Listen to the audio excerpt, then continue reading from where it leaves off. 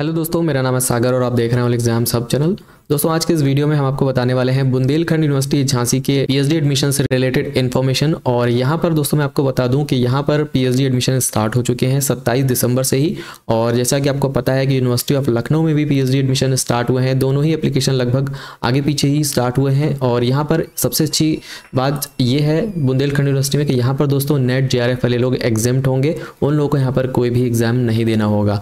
और बाकी का जो प्रोसेस है, फॉर्म आपको कैसे एप्लीकेशन करना है वो सब मैं आपको बताऊंगा। फॉर्म एप्लीकेशन यहाँ पर आपको दो तरह से करना होगा, इसलिए वीडियो को दोस्तों एंड तक जरूर देखिएगा जिससे कि आपसे कोई भी गलती ना हो, क्योंकि थोड़ी सी भी गलती हुई तो आपका फॉर्म रिजेक्ट हो जाएगा। तो चलिए बिना देर किए हुए, बिना समय वेस्ट करते हुए स्टार्ट करते हैं आज का ये वीडियो। तो दोस्तों यहाँ पर नोटिफिकेशन आपको मिल जाएगा। नोटिफिकेशन के लिए आप यहाँ पर विजिट करेंगे तो आपको जैसे ही वेबसाइट पर आते हैं तो सामने आपको एक पॉपअप दिखाई देगा कि देखिए, जैसे मैंने साइट को दोबारा से ओपन किया है और यहाँ पर देखिए मिल जाएगा online admission forms invited for PhD programme. तो जैसे आप इस हियर पर क्लिक करेंगे आपके सामने नोटिफिकेशन आ जाएगा। तो यहाँ पर इन्होंने पहली लाइन में यही लिखा हुआ है कि यूजीसी नेट, यूजीसी जेआरएफ सहित और जो भी नेट, गेट, सेट, लेट, जीपैट जो भी एग्जाम होते हैं उन लोगों के लिए यहाँ पर कोई भी एग्जाम नहीं देना होगा। सिर्फ और सिर्फ जो लोग पीजी किए हुए हैं, कंप्लीट पीजी जिनकी है, उनको यहाँ पर जो है एग्जाम देना होगा। जिनके पास नेट या जेआरएफ नहीं है वही लोग यहाँ पर एग्जाम देंगे, बाकी किसी को कोई एग्जाम नहीं देना है। इसके बाद आप यहाँ पे देख सकते हैं एलिजिबिलिटी में आपको बता देता हूँ 55% मार्क्स आपके पीजी में होने चाहिए एटलीस्ट, जनरल, ओबीसी और ईडब्ल्यूएस कैटेगरी वालों के लिए। बाकी SC, ST, OBC, non creamy layer में और डिफरेंटली एबल्ड कैटेगरी के लिए 5% का रिलैक्सेशन भी दिया जाएगा, यानी कि 50% पर आप यहाँ पर एप्लीकेशन कर सकते हैं। इसके बाद एडमिशन प्रोसेस में आपको बता दूं दोस्तों, यहाँ पर सिर्फ दो ही जो है स्टेप रहेंगे। पहला आपका होगा एंट्रेंस टेस्ट और दूसरा होगा आपका इंटरव्यू। तो यहाँ पर आप देख सकते हैं exemptions from the entrance test. Exemption किन किन लोगों को रहेगा, यहाँ पर कुछ 2-4 पॉइंट दिए हुए मैं आपको बता देता हूँ।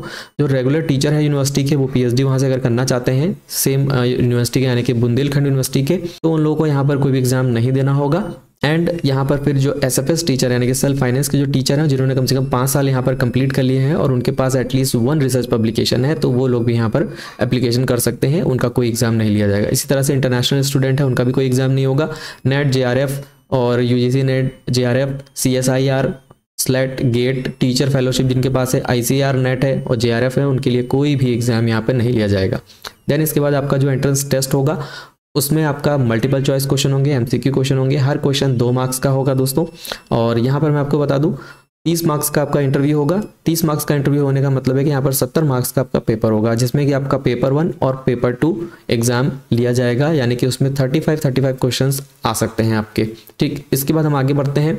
सिलेबस बहुत इंपॉर्टेंट है, सिलेबस यहाँ पे बिल्कुल डिफरेंट है अदर यूनिवर्सिटीज से। पेपर 1 में मोस्ट ऑफ द यूनिवर्सिटीज आपसे रिसर्च के बारे में पूछती हैं, लेकिन यहाँ पर आपसे रिसर्च ना पूछ करके एकदम जनरल पेपर ये बना रहे हैं। आप देख सकते हैं the syllabus for the first paper is general information about social, economic, political and current issues, basic aptitude about reasoning, logic and numeracy, basic information about science, social science and education. तो बिल्कुल basic paper ये बना रहे हैं, research के बारे में ये कुछ भी नहीं पूछ रहे हैं पेपर 1 में। देन सेकंड पेपर में आपसे ये सिर्फ और सिर्फ आपके पेपर से रिलेटेड पूछेंगे, यानी कि जो भी चीज़ें आपने पोस्ट ग्रेजुएशन में या फिर यूजीसी नेट के सिलेबस में पढ़ी है अपने सब्जेक्ट के, उसी से रिलेटेड क्वेश्चंस आएंगे। तो यूजीसी नेट का सिलेबस आप देख सकते हैं, या फिर आप अपने पोस्ट ग्रेजुएशन का सिलेबस जो आपने पढ़ा है उसको भी पढ़ सकते हैं। और चाहे तो बुंदेलखंड यूनिवर्सिटी का पीजी का सिलेबस भी निकाल के आप पढ़ सकते हैं, जो कि आपको वेबसाइट पर मिल जाएगा।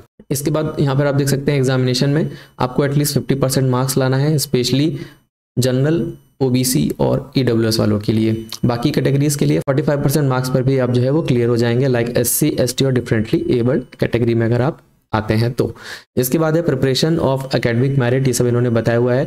25% जो मार्क्स हैं वो आपके अंडर ग्रेजुएट से मिलेंगे आपको, 50% आपके पोस्ट ग्रेजुएशन के रहेंगे, जीआरएफ के 10 मार्क्स रहेंगे, इंस्पायर के 10 मार्क्स रहेंगे। और इसी तरह से आपके कैंडिडेट वर्किंग रिसर्च प्रोजेक्ट आपके पास कोई है तो उसके 5 मार्क्स, और GATE, GPAT with more than score of 95 percentile है तो 10 मार्क्स मिलेंगे, और इंटरव्यू के 30 मार्क्स। लेकिन यहाँ पर नेट वालों के लिए कोई भी मार्क्स नहीं शो किया गया, हो सकता है यहाँ पर भूल गए हैं ये लिखना।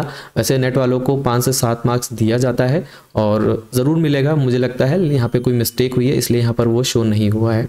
इसके बाद हम आगे बढ़ते हैं दोस्तों, details of fee to be paid. तो फीस आपकी बिल्कुल सेम है यूनिवर्सिटी ऑफ लखनऊ की तरह, 2000 रुपये फीस आपको पे करनी होगी जनरल ओबीसी कैटेगरी के लिए। और इसके बाद आप देखेंगे यहाँ पर 1000 रुपये फीस है SC और ST कैटेगरी के लिए। देन PhD कोर्स वर्क की फ़ीस उन्होंने बताई है 25,000 रुपये फीस रहेगी आपकी। और यहाँ पर आप सब्जेक्ट देख लीजिए कौन कौन से सब्जेक्ट अवेलेबल हैं, जिनका सब्जेक्ट यहाँ पर अवेलेबल है वो यहाँ पर एप्लीकेशन कर सकते हैं। एग्रीकल्चर में आप देखेंगे genetics and plant breeding, agronomy, agriculture extension, plant pathology, entomology, horticulture, soil science and agriculture economics. फिर उसके बाद आप देखेंगे आर्ट्स में काफ़ी सारे सब्जेक्ट्स हैं, fine art, economics, English, geography, Hindi literature, history, home science, political science, psychology, Sanskrit, sociology, social work and library and information science. इसके बाद यहाँ पर 2 सब्जेक्ट और हैं दोस्तों, 2-3 subject, defence studies, mass communication and physical education.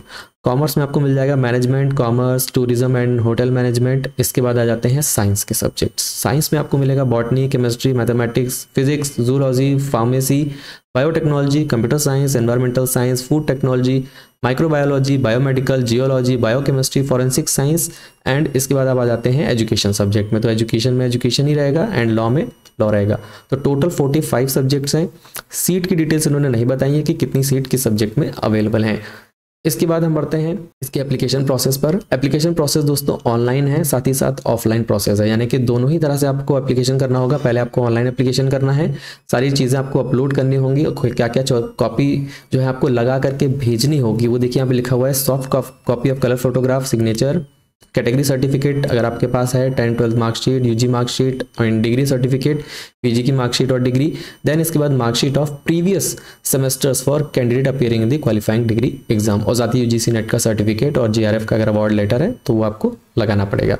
इतना करने के बाद ऑनलाइन एप्लीकेशन करने के बाद आपको क्या करना होगा, आपको प्रिंट आउट निकालना है एप्लीकेशन फॉर्म का, उसके साथ में उन्हें सभी डॉक्यूमेंट्स को इनक्लोज करना है, सेल्फ अटेस्ट जरूर करिएगा और इस एड्रेस पर आपको भेज देना है, assistant registrar research, Bundelkhand university, Kanpur road, Jhansi, Uttar Pradesh. ये आपके सामने एड्रेस लिखा हुआ है।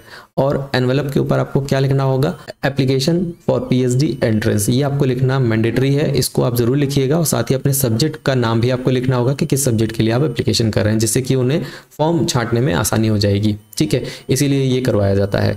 इसके बाद आप देखेंगे यहाँ पर डेट्स आपके सामने दी हुई हैं, 27/12 से फॉर्म स्टार्ट हो चुका है।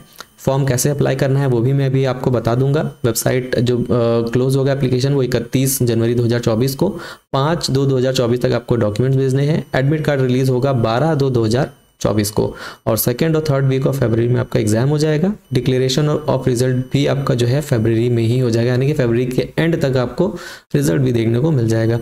Then start of course work भी जो है आपका 1st वीक ऑफ अप्रैल 2024। तो मार्च का जो मंथ रहेगा आई थिंक वो आपका इंटरव्यू का रहेगा, जिसमें आपके इंटरव्यू वगैरह चलेंगे। तो ये सारी डिटेल थी दोस्तों। Helpline number, contact information, email ID सब दिया हुआ है। कोई आपको कन्फ्यूजन है तो आप यहाँ पे बात कर सकते हैं।